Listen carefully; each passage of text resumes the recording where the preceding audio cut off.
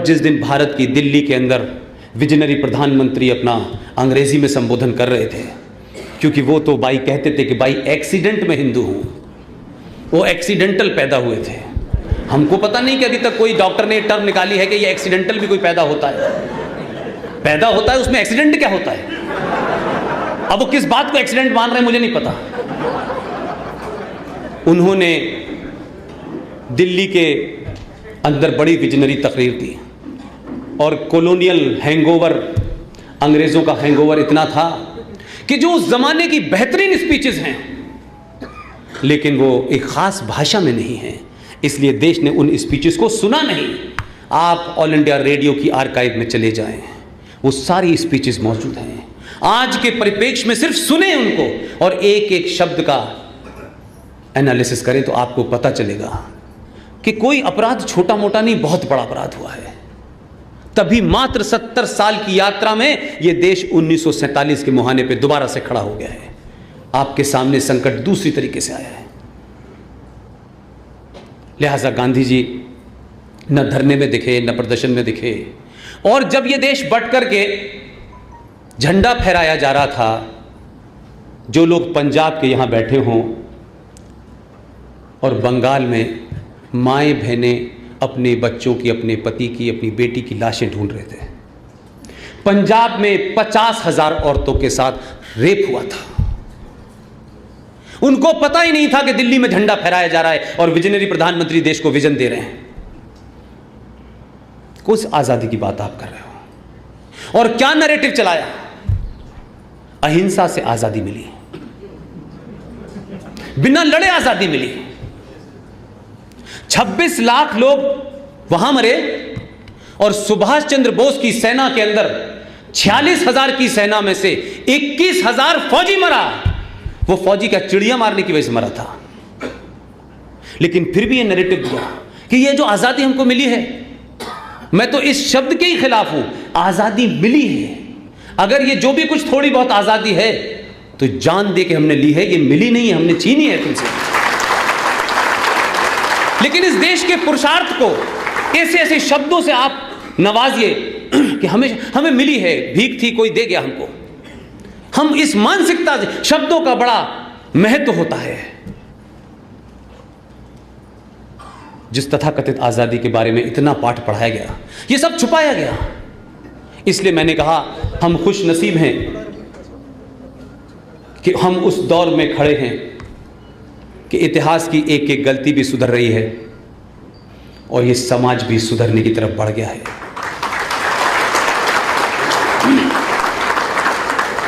लिहाजा आप हिंदू हैं, आप किस जाति के हैं, मुझे कोई इंटरेस्ट नहीं है इसमें, लेकिन आप जातियों के नाम पे बटे हुए थे। सत्ता और व्यवस्था ने आपको ऐसा कर दिया था कि आपको लगता था कि नहीं, ये जाति में रहने से ही हमें फायदा है। चाहे हमारा बड़ा घर लुट जाए, हमारा घर बचा रहे, पड़ोसी का लुट गया, फिर हमारा लुट गया, फिर उसका लुट गया, हम ये समझते थे कि ये संकट कभी हमारे पास नहीं आएगा। तो जिस जम्मू कश्मीर में लोग इस बात के लिए खुश हो रहे हैं कि आर्टिकल 35 है और 370 समाप्त हो गया, मेरे लिए उससे ज्यादा बड़ा कारण दूसरा है। पता नहीं आप लोगों ने उधर ध्यान दिया है कि नहीं दिया है। ये जो 370 है या 35 है, ये एक टेक्निकल मामला था। तो आज बंगाल में आर्टिकल 370 लगा हुआ है क्या? 35 है? नहीं है, तब भी वहां हिंदुओं के साथ क्या हो रहा है? नहीं है ना, तब भी सरेआम मालदा में क्या हुआ है आप डर जाएंगे जो हुआ है। रोज नए नए षड्यंत्र क्या हो रहे हैं। तो वहां तो आर्टिकल 35 नहीं है, वहां तो 370 नहीं है। तो हम ये कहें कि सब कुछ 370 और 35 के कारण हो रहा था, ऐसा नहीं है। उस संविधान के बारे में भी मैंने बताया। उसी असेंबली में पिछले 70 साल में 200 से ज्यादा कानून, दिल्ली में इसकी सरकार हो या उसकी सरकार हो, दिल्ली में जो भी सरकार थी उसकी भागीदारी कश्मीर की सरकार में जरूर होती थी। 200 से ज्यादा कानून इस देश के खिलाफ और हिंदुओं के खिलाफ बनाए गए। हम सब चुप बैठे रहे कि सत्ता का खेल है। मैं इस सरकार को मुबारकबाद देता हूं, इसलिए नहीं कि 370-35 पे हटा दिया। जो विजनरी कहते थे मुझे पता नहीं, इन्होंने कभी दावा नहीं किया हम विजनरी हैं। ये शुद्ध देहाती लोग हैं, हिंदी बोलते हैं, हिंदी में खाते हैं, हिंदी में सोते हैं, और शायद हिंदी में गाली देते होंगे, लेकिन इंग्लिश में गाली दीजिए तो लोग कहते हैं वाह वाह क्या वंडरफुल, लेकिन वही गाली आप हिंदी में दे दीजिए कहेंगे देखिए साहब कितना जाहिल आदमी है। दोनों धाराओं के हटने के बावजूद भी जो एपरेटस, जो सिस्टम व्यवस्था में इस्लामिक आतंकवाद की जड़ें मजबूत हो गई थी, वो तो फिर भी नहीं हटने वाला था। अगर वहां वो राज का दर्जा उसको रहता तो महबूबा भी आती और अब्दुल्ला भी आते। सिर्फ इन दो चीजों से इतना ही होता कि कुछ लोगों को नागरिकता मिल जाती, लेकिन जो सिस्टम व्यवस्था में जो किया गया था उसको तोड़ने में आपको 70 साल लगते। इसलिए मैं इस सरकार को मुबारकबाद देता हूं कि आपने धाराएं नहीं हटाई, आपने विजनरी होने का परिचय दिया और उस राज्य को आपने यूनियन टेरिटरी घोषित करके देश के अंदर सीधे तौर पर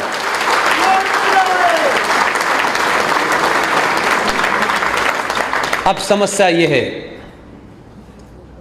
कि सत्ता चली गई, संविधान चला गया, जो झंडा था वो भी चला गया, लेकिन अब समस्या दूसरी हो गई। और ये भी मैं कहता हूं कि कुछ चीजें अच्छी होती हैं। ये अगर 2019 से पहले होता तो सब कुछ होने के बाद भी मुझे थोड़ा सा दुख रहता। मैं ज्यादा खुश क्यों हूं? इसलिए कि इस यूनियन टेरिटरी घोषित होने के बाद, केंद्र शासित प्रदेश होने के बाद, अब जम्मू कश्मीर लद्दाख की गली गली मोहल्ले मोहल्ले की इंच इंच जमीन केंद्र सरकार के हाथ में है।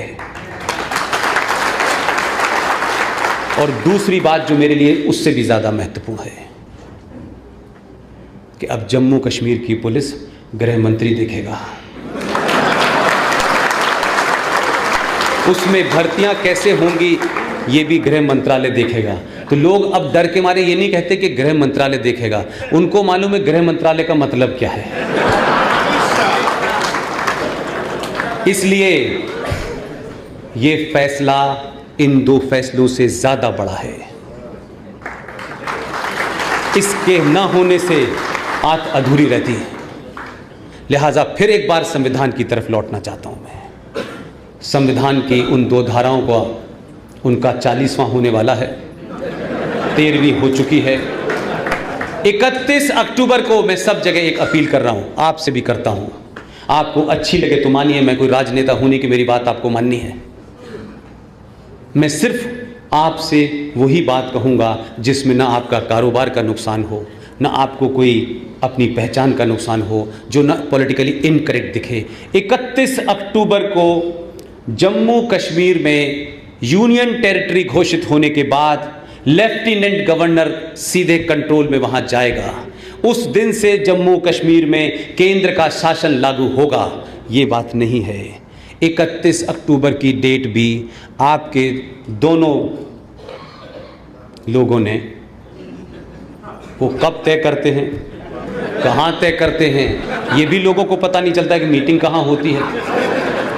उन्होंने तो ब्रजपात कर दिया इनके ऊपर। उन्होंने केंद्र शासित प्रदेश तो घोषित किया है, लेकिन जब इतिहास में लिखा जाएगा तो उन्होंने 31 अक्टूबर की डेट चुनी है कि हम उस दिन करेंगे जिस दिन सरदार पटेल पैदा हुए थे।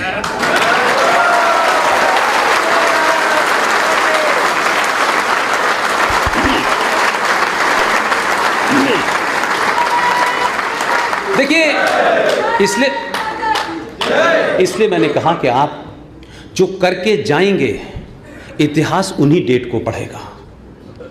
जो लोग सरदार पटेल को भुलाना चाहते थे और इस देश में 300 से ज़्यादा